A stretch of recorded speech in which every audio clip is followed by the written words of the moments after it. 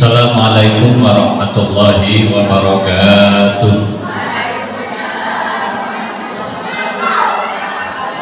Alhamdulillahirabbil alamin. Assalatu wassalamu ala asyrofil anbiya'i wal mursalin wa ala alihi wa sahbihi ajma'in, amma ba'd. Ibu-ibu yang saya hormati, mudah-mudahan kita senantiasa diberikan kesehatan, keberkahan, dan dimudahkan semua urusan. Amin, Allahumma amin. Ibu-ibu, bu, temanya pemilih cerdas menghasilkan pemimpin yang berkualitas. Jadi kalau ibu tak bisa satu baca, nulis, ngitung, itu tak bisa menerima materi saya ini. Ibu, saya tanya, bisa baca? Bisa nulis? Ngitung bisa? Boleh ngitung duit ya. Oke. Pemilih cerdas menghasilkan pemimpin yang berkualitas. Begini, pemimpin berkualitas itu, Bu, ditandai 3 hal. Ibu catat baik-baik.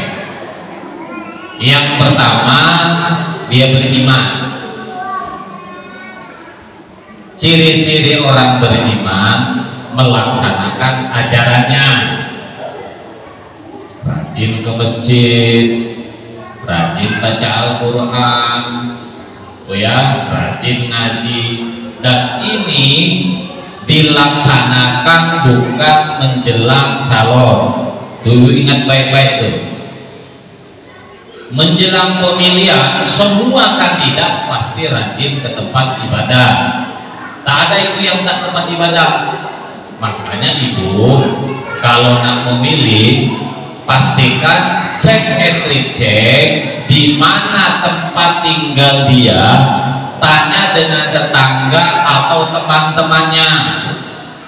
Dia rajin ibadah atau rajin ke masjid itu dari awal apa menjelang calon saja. Itu ukurnya.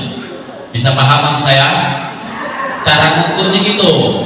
Kalau ibu tidak kenal yang bersangkutan, ibu suatu saat kalau dia tanya dengan kita, kalau dia datang dengan kita, tanya, Bapak tinggal di mana?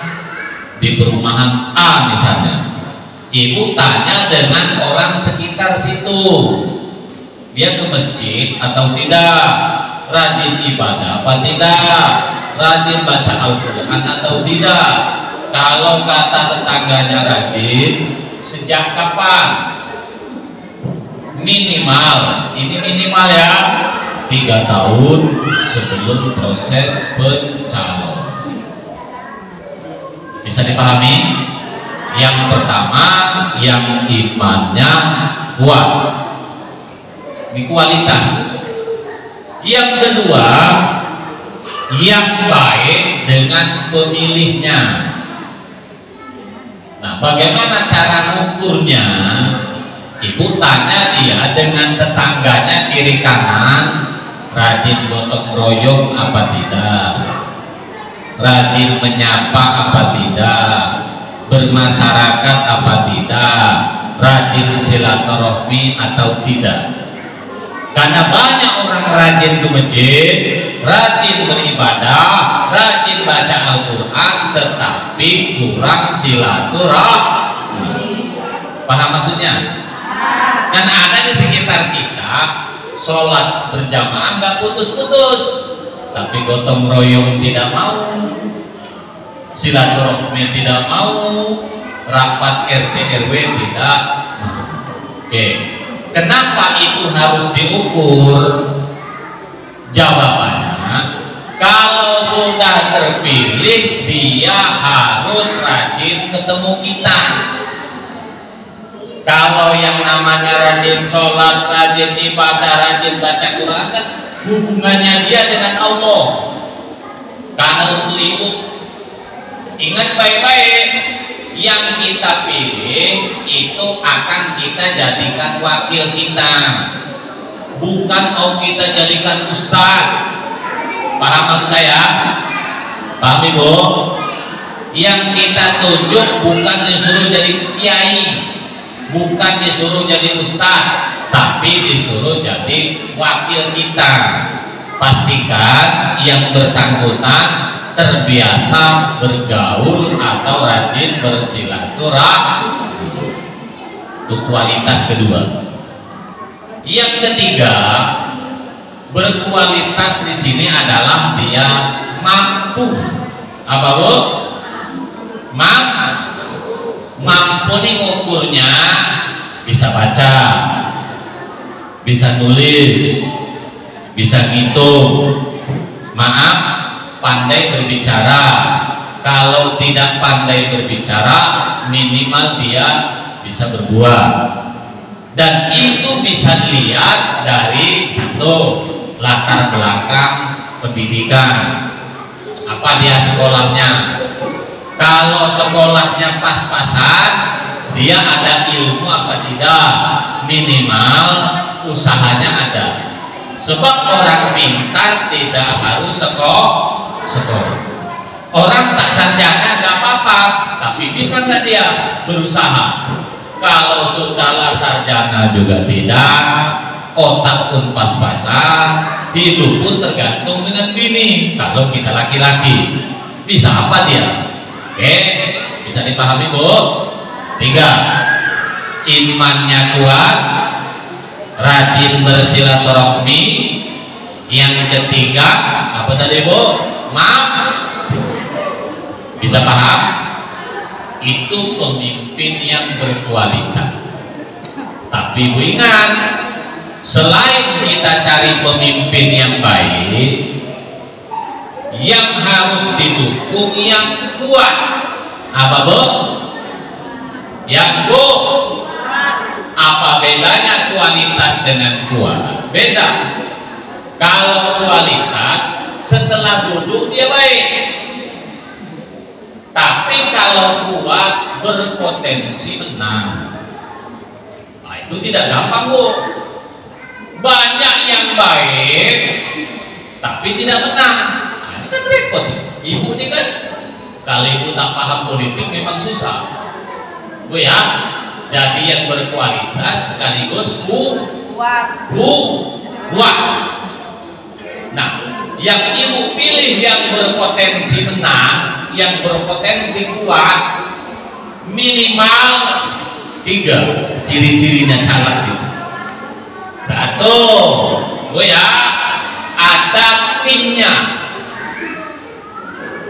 Kalau tak ada tim tak bisa Bu, karena suara yang dicari bukan 100, minimal 1.500 sampai 2.000. Ini harus ada tim.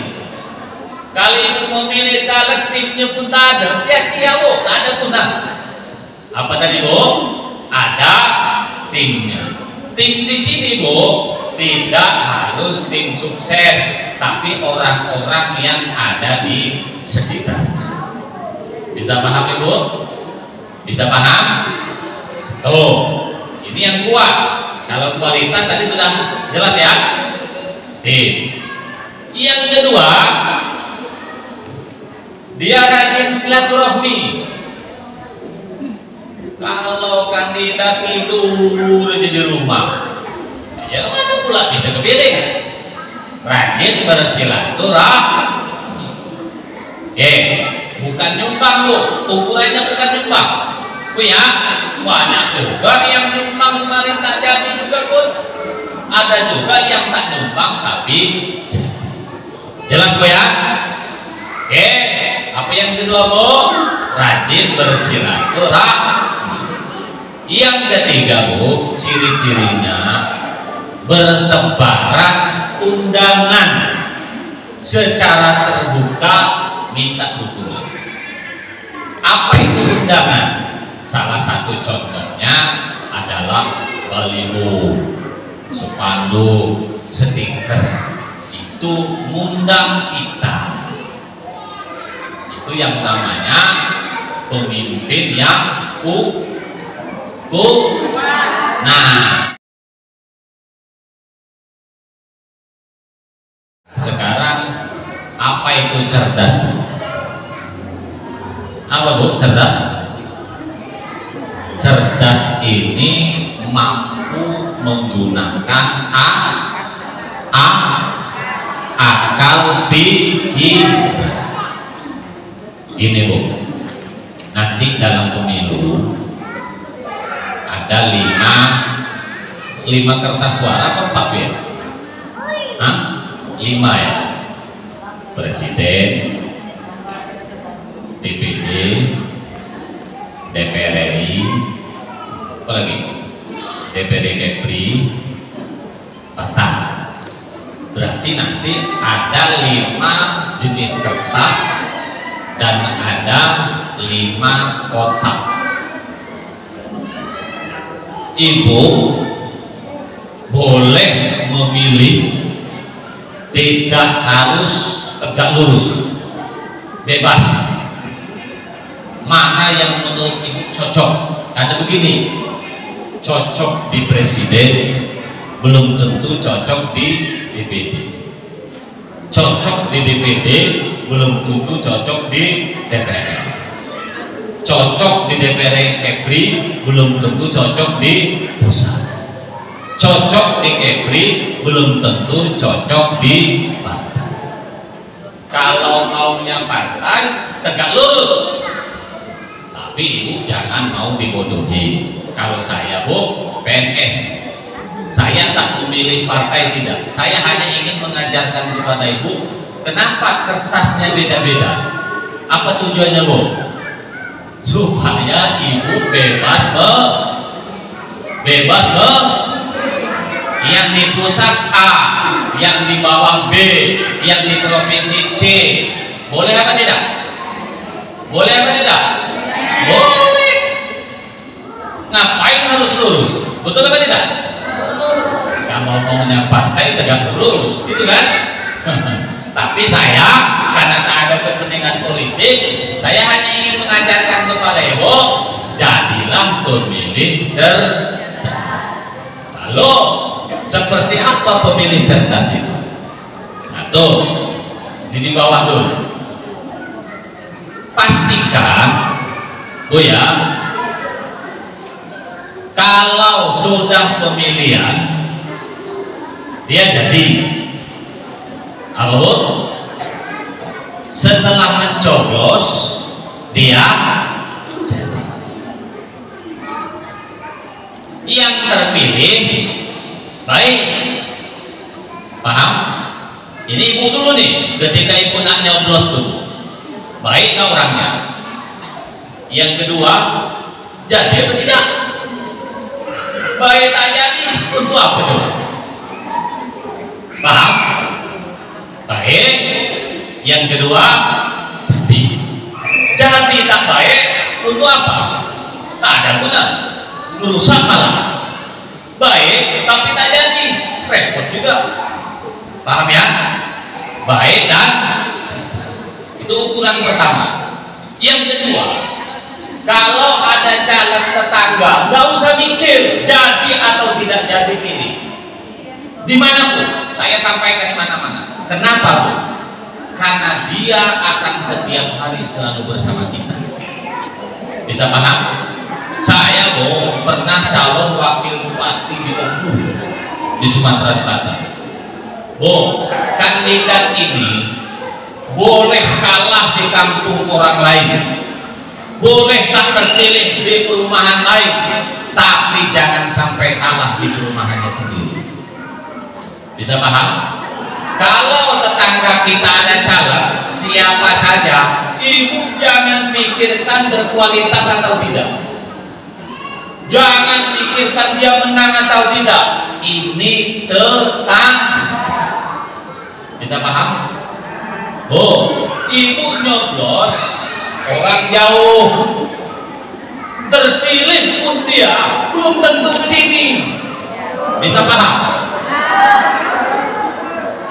Dan ini saya sampaikan di mana-mana. Kita ini loh harus saling menghormati. Ibu pilih tempat lain ngapain? Terpilih pun dia tak akan kesini juga. Nanti menjelang pemilu baru datang lagi.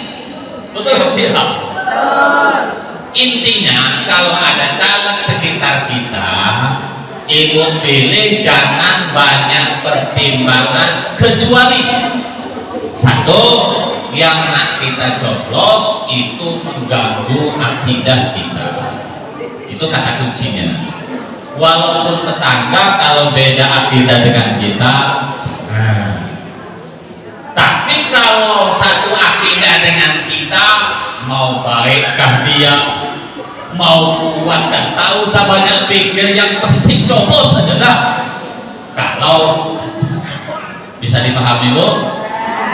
Satu, ibu sebagai ketua taklim, ibu sebagai pengurus majelis taklim, jangan memasukkan caleg dari luar kalau di sekitar kita ada.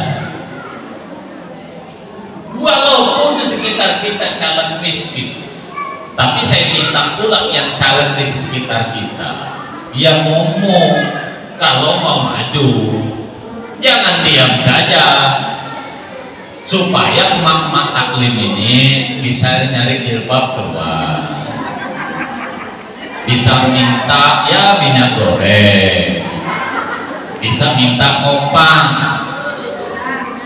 Tapi kalau caleg sekitar kita serius, walaupun tak ada duit, ibu tidak usah mikir nyari minyak goreng, tidak usah mikir nyari kopang. Kenapa Bu?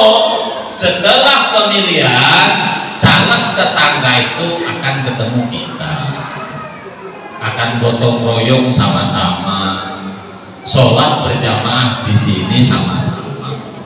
Bisa dipahami? Itu namanya etika. Kalau ibu ingin dukung orang luar, caranya jangan orang itu dimasukkan ke sini. Ibu silahkan ketemu dia di kedai kopi di luar sana. Ajaklah taklim sini, tapi jangan di sini tempatnya. Itulah yang disebut dengan akhlak. Bisa paham? Itu teorinya. Ibu boleh mendatangkan dari luar, syaratnya satu, kalau ada calon tetangga itu tidak serius nak maju. Apa ciri-ciri calon tidak serius?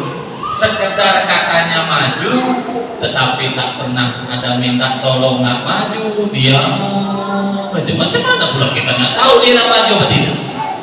Satu, timnya tidak ada. Yang ketiga, tak ada pun selembar sepatu. Itu kan merepotkan ibu-ibu ini, mendatangkan dari luar, nanti kawan itu tersinggung. Tidak datangkan dari luar, ibu butuh jilbab. Itu kan buat pening gitu. Betul tidak? Betul. Nah, tapi kalau ada sekitar kita ini tiga tadi Bu ya, minta tolong, jangan uang yang ibu lihat, minta tolong. Satu, ada orang-orangnya. Yang ketiga, ada sepanduknya. Walaupun tak ngasih apa-apa, ibu tak usah merantau keluar. Kecuali yang beda arahnya. Contoh, yang di sini orangnya ini. Satu, ibu jangan pernah selingkuh. Kalau ke provinsi silahkan, kan ada 5 Bu. Yang ke Batam, tetangga mana yang ke Batam? Provinsi, pusat, presiden, atau Batam. Oke, yang Batam ada. Silahkan ibu cek tetangga ini, ada nggak yang ke provinsi? Kalau yang ke provinsi tidak ada, silahkan cari yang provinsi. Apapun partainya terserah ibu. Yang penting akidahnya sah. Silahkan. Wah, beda partai, lantak lah, nggak masalah. Ngapain pusing-pusing? Toh akidahnya sama juga. Paham ya?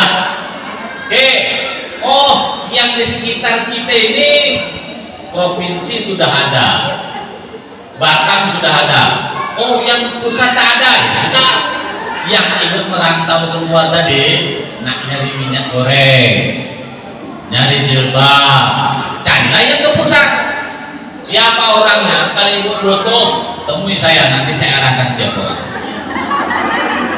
Oh, calon tetangga nih Pak, ke pusat sudah ada Pak, Batam sudah ada, provinsi sudah ada, pusat itu maksud saya Bu, orangnya tinggal di sini, bukan yang saya maksudkan tetangga nih. Oh ada juga pusat, ya sudah cari DPD. Ternyata di sini lengkap, ke Batam ada, provinsi ada, DPR sudah ada, DPD ada. Mana tahu ada yang calon presiden di perumahan ini. Ya sudah. Kalau ada semua berarti itu menti. Nggak usah nyari kemana-mana. Bisa paham?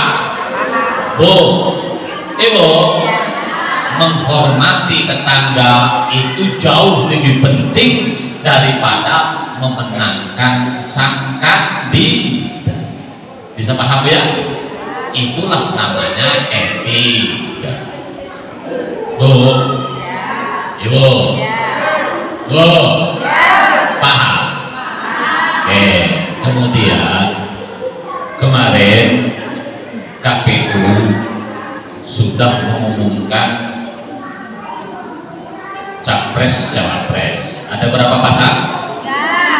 Ada berapa pasang? Nomor 1 Anies dengan ini. Nomor 2 Prabowo dan nomor 3 Ganjar dengan Prabowo. Tiganya akidahnya sama, berkualitas. Kan tadi sudah saya cari akidah, berkualitas, oh ya, rajin silaturahmi, rajin. Karena sama, ibu nyoblos siapapun tak ada yang salah, gitu. Ketika caleg Batam ke Batu Haji ke Batam, ibu harus hati-hati. Tahu nggak ibu? 70% di Batu Haji ini Muslim. Tapi tahu nggak ibu? Jumlahnya non Muslim 3, Muslim 3. Mengapa? 1, akibat banyak orang Islam tidak milih. Giliran pemilu pergi jalan-jalan ke Pantai Melur. Tapi Pantai Melur masih ada nggak ya sekarang? Padahal ibu sudah terima jilbab, sudah terima minyak ini, zolim ibu nih. Saya nih Bu, karena memang hari-hari sakitnya tuh di sini Bu, catat tuh. Jilbab sudah diberikan, minyak goreng sudah diberikan, gilir pemilihan, minggat pula ke Pantai Melur. Yang kedua, kesalahan juga di partai politik. Orang Islam terlalu banyak calon. Tugas ibu jangan sampai tidak datang ke TPS. Saya tanya, memilih ini hukumnya wajib atau sunnah? Ibu datang ke TPS dong. Wajib, sunnah, apa makruh? Menurut ibu gimana? Hah? Pak, gini. Memilih itu Bu, diatur oleh undang-undang. Hak itu tidak wajib. Kalau wajib Bu, ibu tak memilih itu masuk penjara. Makanya ibu lari ke Pantai Melur tak dihukum, karena memang tidak wajib. Oke, bisa paham? Bisa paham? Akan menjadi wajib Kalau ibu tidak datang, akan terpilih orang yang tidak betul, maka ibu jadi dosa. Saya ingin berikan contoh khusus di Batu Haji, Bu ya, khusus Batu Haji. Kalau ibu tidak memilih, dosa khusus Batu Haji. Kenapa? Gara-gara tidak datang, maka yang begini akan terpilih.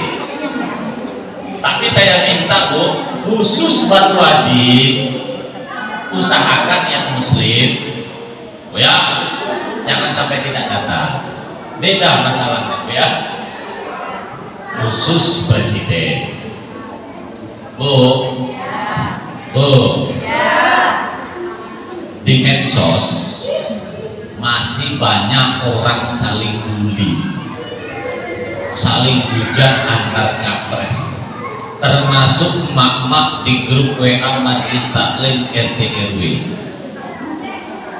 Saya minta satu, Bu, nggak usah ngomong politik di grup taklim, di grup masjid, di grup RT RW. Stop. Kalau ibu ingin politik, cari grup yang lebih besar. Contoh, Provinsi Batam Raya, ada grup WA di Batam. Silahkan ibu yang ahli politik ngomong alat taklim.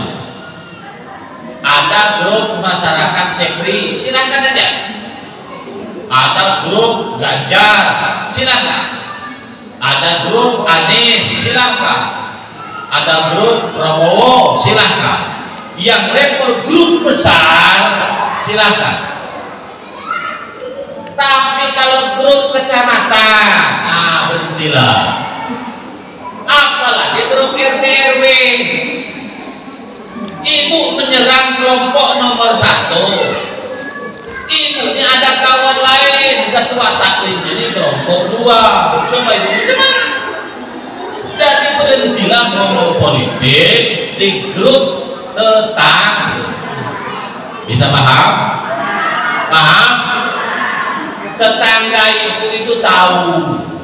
Ibu ini tiap hari ngulek sambel, lah ngomong politik pula. Coba apa tak mau ibu?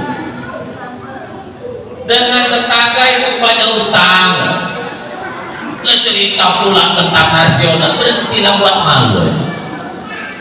Kalau itu ngomong grup provinsi, kan mereka nggak tahu ibu siapa. Ibu kenal pun tidak. Ibu nggak akan dinilai orang. Ibu misalnya di perumahan kan ada grup apa ya? Grup taklim, grup apa lagi?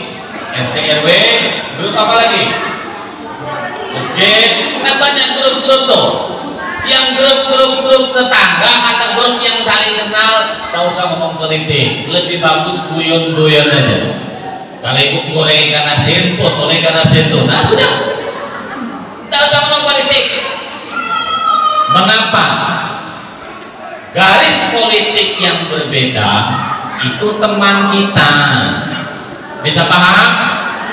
Beda warna partai, beda arah dukungan, beda calon presiden, itu setiap hari ketemu. Kupar kafir sudah lama. Ibu di dosen bukan, pengurus partai juga bukan, sekedar mulek sampai aja pun. Mana bahas Prabowo pula, anak pret dari mana ibu tahu? Belum bahas Ganjar pula, belum bahas Anies, sudah berhenti. Paham? Paham? Jaga perasaan, tenang. Kalau ibu ahli politik silahkan ngomong di grup yang besar. Levelnya bagaimana? Grup Batam silakan. Grup kecamatan pun ibu tengok dulu anggota tuh. Ada nggak kira-kira kita ini di grup ini ada tetangga? Ibu ini kan banyak masalah juga dengan tetangga ini kan. Utang tak dibayar-bayar, sering ribut, ngomong politik pula, macam betul aja gitu. Paham Bu? Paham Bu? Oke. Nah, Bu, Ibu,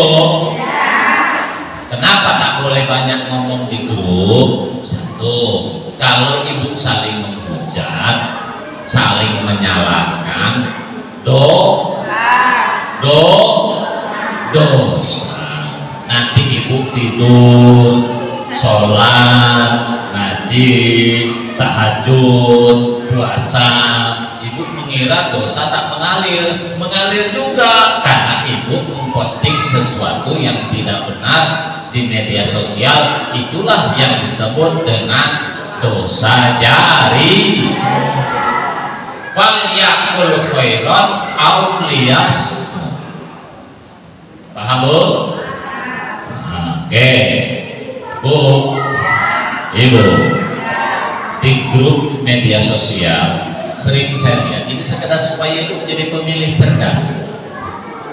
Masih ada narasi pengkhianatan antar kandidat. Begini Bu, akhlak antara satu dengan pihak lain itu beda-beda. Para politisi yang bertarung itu dulu itu bukan nak jadi ustaz, bukan mau jadi kiai, bukan nak jadi ketua masjid, bukan mau jadi ketua taklim, mau jadi pemimpin yang dunianya memang saling sikut sakit sikat. Oke, saya berikan contoh. Kalau main sepak bola, untuk merebut bola, nyenggolkan pantat dengan dagu boleh apa tidak? Boleh. Itu akhlaknya orang yang ngebolkan bola. Coba kali itu sesama majelis taklim, boleh nggak saling madu pantatan? Boleh atau tidak? Tidak. Jadi akhlak politisi berbeda dengan akhlak majelis taklim. Nah, kalau dalam main sepak bola, apa yang jegal kaki namanya itu? Itu baru tidak boleh, betul atau tidak? Nah, kalau nyenggol pantat, nyenggol badan, boleh apa tidak? Boleh. Oke. Akhlak orang Jawa dengan orang Palembang sama apa tidak? Tidak. Kalau ibu punya suami Jawa, duduk seperti ibu, ini nih, suami lewat, maaf, istri lewat, ya, atau sebaliknya, ya, istri wajib menundukkan badan atau ngomong, Mas wajib lewat. Itu akhlak orang Jawa. Tapi orang Sumatera Selatan, karena saya orang Jawa lain Sumatera Selatan ya, yang penting kepala suami nggak ditendang aja, baik juga dia. Itu namanya akhlak antar orang dengan orang lain beda-beda. Bisa paham? Jadi akhlak politisi itu tidak ada istilah pengkhianatan. Yang ada itu adalah ikhtiar berbeda-beda, dan ingat tidak ada pertemanan yang sejati, yang ada itu kepentingan yang abadi. Itulah akhlak dalam politik, supaya ibu paham. Jadi ibu kalau melihat para mereka yang ikhtiar itu bertarung segala macam, ibu senyum saja, tidak usah ditanggapi. Ibu jangan menganggap ibu kan majelis taklim, tak paham politik, ya sudah. Makanya kalau tak ingin jantungan jangan masuk politik. Paham ya? Akhlaknya beda-beda. Ibu dengarkan ceramah Buya Arazi. Dari mana? Sumatera. Apa kata beliau? Pemilihan presiden itu bukan milih agama, bukan menentukan akidah. Dia ini Bu sekedar numpang lewat, memilih pemimpin yang umurnya berapa tahun? 5. Ngapain ibu baperan? Soalnya ibu nih, kalau nanti kandidatnya kalah nangis, goblok bener. bukan yang di sini Bu ya. Saya lihat ibu kan sudah jadi pemilih nggak usah baperan. Apalagi calon presiden itu Bu, yang 3 pasang semua orang baik. Ibu nanti masuk ke TPS tak perlu pening-pening mana yang ibu suka coblos itu terserah, karena tadi tuh akidahnya sama Bu ya, sama-sama pintar, betul tidak? Yang ketiga juga sama-sama rajin bermasak. Nah, jadi itu tak pening-pening. Yang paling penting menentukan masa depan kita itu bukan presiden, siapa DPR yang ada di sekitar kita. Ibu katakanlah kandidat yang terpilih nomor 1, apa ibu mengajukan proposal dengan dia? Tidak juga pun. Saya kadang kasihan tuh dengan caleg-caleg lokal itu. Dia yang siang malam rumus baliho sudah dipasang, minyak goreng sudah disebar, jilbab sudah dibagikan. Tadi ingat juga dari ibu ingat capres saja siang malam. Ya Allah, itulah yang disebut cinta Jawa kawin jorang. Bayangkan, setiap hari caleg itu ketemu kita, ibu masih tak ingat. Makanya ibu nanti ketika pemilihan dulu dari rumah ibu sudah siap-siap memilih siapa calon presiden. Legislatif ibu bingung siapa yang akan dipilih. Mestinya tidak seperti itu. Bu, ibu, berapa tahun yang kita pilih Bu? Hah? Berapa tahun? 5 tahun. Seumur hidup 5 tahun? Karena hanya 5 tahun, ibu tidak usah baperan. Ibu ingat waktu Pak Jokowi berpasangan dengan Yusuf Kala, siapa ketua tim suksesnya? Anies Baswedan. Ibu ingat itu? Ibu sekarang Anies yang terbaik. Misal, dulu dia ketua tim sukses Jokowi juga kan? Itulah politik. Makanya kita tidak usah dibodoh-bodohi oleh mereka yang ngadu-ngadu kita.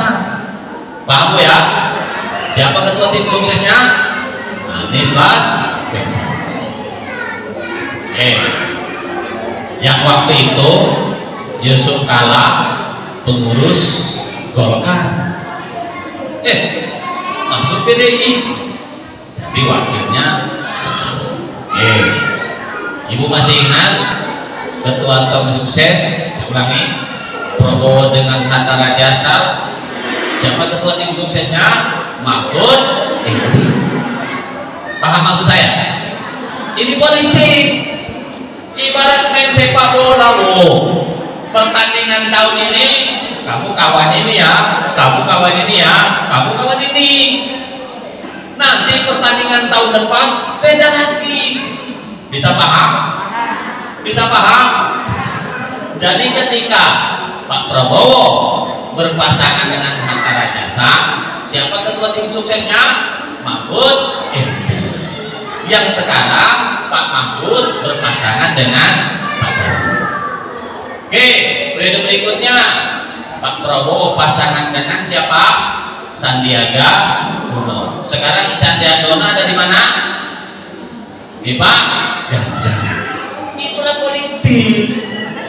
Maksud saya, ibu tidak usah ikut-ikutan media sosial.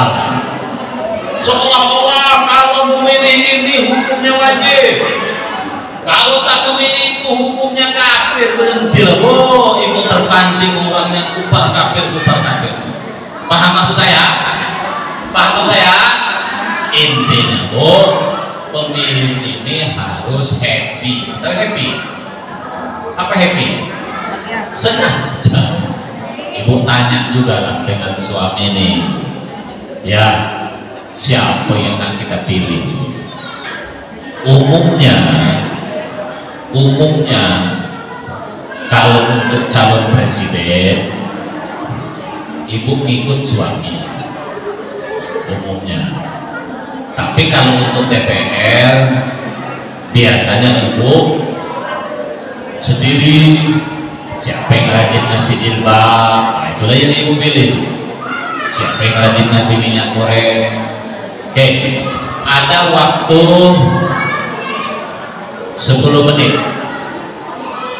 Kalau ibu mau bertanya, monggo, silakan. Tadi kan ada Bapak bilang tadi kalau ada tetangga yang calon mandiri gitu ya Pak ya, anggota DPR, kalau tidaknya ya Pak ya, yang udah kita KTP gitu ya Pak ya. Tapi kan kadang ini ya Pak ya, kadang kan kita kan ada angkat suku ya Pak ya, misalnya ada grup orang Padang gitu ya Pak ya, di Padang, kalau yang Jawa gitu ya Pak ya. Tapi ini gimana ya Pak ya, hasil dari Bapak ini ya. Tetangga maju, orang yang satu suku kita maju. Prinsipnya begini, yang ibu harus pikirkan itu setelahnya. Kan ada ungkapan tetangga adalah saudara terdekat. Saya ulangi, tetangga adalah saudara terdekat. Ini juga yang banyak kesalahan kita. Lebaran atau habis hari raya, dengan tetangga tak silaturahmi, datang dulu ke Bungkur, datang dulu ke Sebupan, datang di Kampung Belian. Tetangga tidak, itu keliru. Tuntaskan dulu tetangga, baru ke tempat buah. Kenapa? Kalau terjadi apa-apa, yang akan pertama mengurus kita, pertama yang menolong kita itu tetangga. Bisa paham? Oke, kembali ke pertanyaan tadi. Ibu perhatikan dampak setelah pemilihan. Tidak nyoblos orang yang satu suku dengan saya. Satu, dia pun tidak tahu kita nggak nyoblos dia. Pom TPS-nya di sini. Itu satu. Yang kedua, orang yang satu suku dengan kita itu kuat apa tidak? Kan ibu dinyoblos, harapannya kan orang untuk mewakili kita. Betul apa tidak? Mewakili kita itu maksudnya bukan pribadi, tapi lingkungan. Gitu loh. Jadi kalau memang yang satu suku dengan ibu tadi memiliki 3 kriteria. Satu, ya, rajin ke masjid. Walaupun bapak sendiri pun kalau beda kita, no. Ini masalah kita. Dua, sepanduknya di mana-mana. Yang ketiga, ada timnya. Yang keempat, perhatikan dampak. Ada nggak pengaruhnya dengan saya kalau tidak milih dia kalah? Yang saya maksud tadi Bu, kalau tetangga kalah pun dia tetap akan bersama kita. Paham maksud saya? Jadi saya simpulkan, utamakan tetangga bukan keluarga. Sama dengan kita tadi itu hidup bertetangga tadi ya, karena tetangga itu makanya ibu dan dengan tetangganya harus baik-baik, karena tetangga itu CCTV yang paling canggih. Karena begini Bu, misalnya nih di sini ada kandidat yang maju kuat di sini, tapi kalah suatu saat Bu, kita itu memiliki wibawa di mata orang tua. Salut saya dengan perumahan itu, kompak orangnya. Coba kalau di sini ada jalan tetangga, ditengok pun tidak.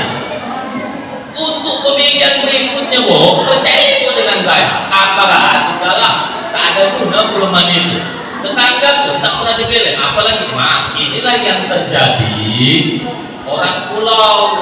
Maaf, tapi tak saya sebut pulaunya. Makanya orang Batam dulu setelah terpilih malas ke pulau. Padahal beras sampai, minyak sampai, kenapa? Yang terpilih orang Batam terus. Orang pulau tak duduk-duduk. apa? Tidak ada orang Batam tuh ke situ. Tak ada guna milih orang pulau tuh. Duit aja habis. Dia pun tak milih juga orang pulau pun. Nah, paham maksud saya? Itu ilmu. Nah, kalau di sini kompak, walaupun kalah, tapi ibu memiliki harga diri. Gitu loh.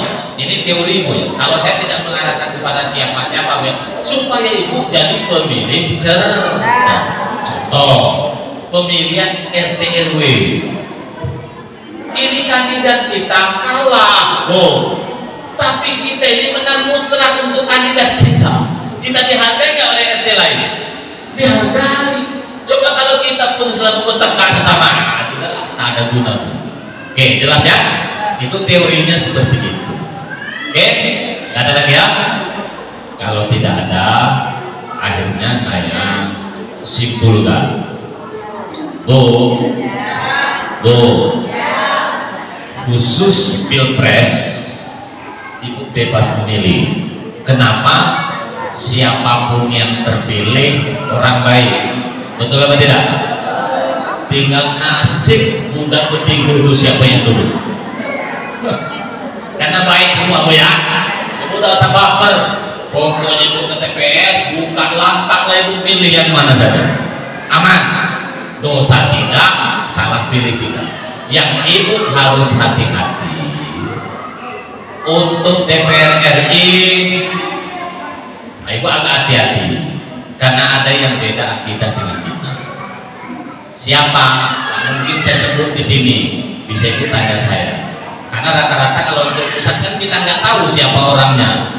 Mau menang mau kalah, yang penting satu akidah. Sekarang pun semua caleg yang non muslim pun pakai kopi ibu hati-hati. Pakai kopi semua. Ibu tanya dengan suami apa akidahnya. Kalau ibu sulit menentukan dia baik atau tidak, lihat partainya apa. Itu saja cara ngukurnya. Untuk provinsi, ibu juga hati-hati. Kenapa bu? Yang non muslim pun bu, yang di pinggir jalan pakai kopiah juga. Bu ya, siapa yang ibu pilih? Kalau sudah masuk di hati, ibu ragu ini akidahnya apa? Ibu telepon saya. Kalau ibu bingung menentukan, cek partainya saja. Untuk Batam, ibu harus lebih hati-hati lagi. Yang Batam, yang wajib ibu tidak bisa tidak datang ke TPS, jangan golput. Walaupun ibu tidak milih presiden, kan bisa aja bu. Ibu datang ke TPS, Batam dipilih, provinsi dipilih, presiden tidak, nggak apa-apa. Walaupun saya nggak boleh ke KPU nih bu, tapi maksud saya bu, ibu tak milih pun yang terpilih orang baik semua. Jadi yang harus ibu hati-hati provinsi dengan Batam saja. Bu ya, paham bu? Paham bu? Kalau ada caleg tertangkap, jangan nyoblos orang.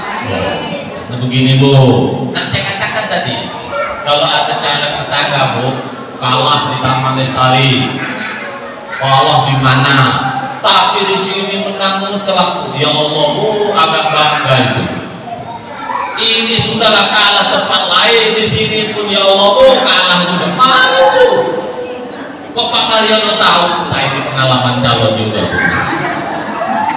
Cukup sekian, kurang lebihnya mohon maaf. Assalamualaikum warahmatullahi wabarakatuh.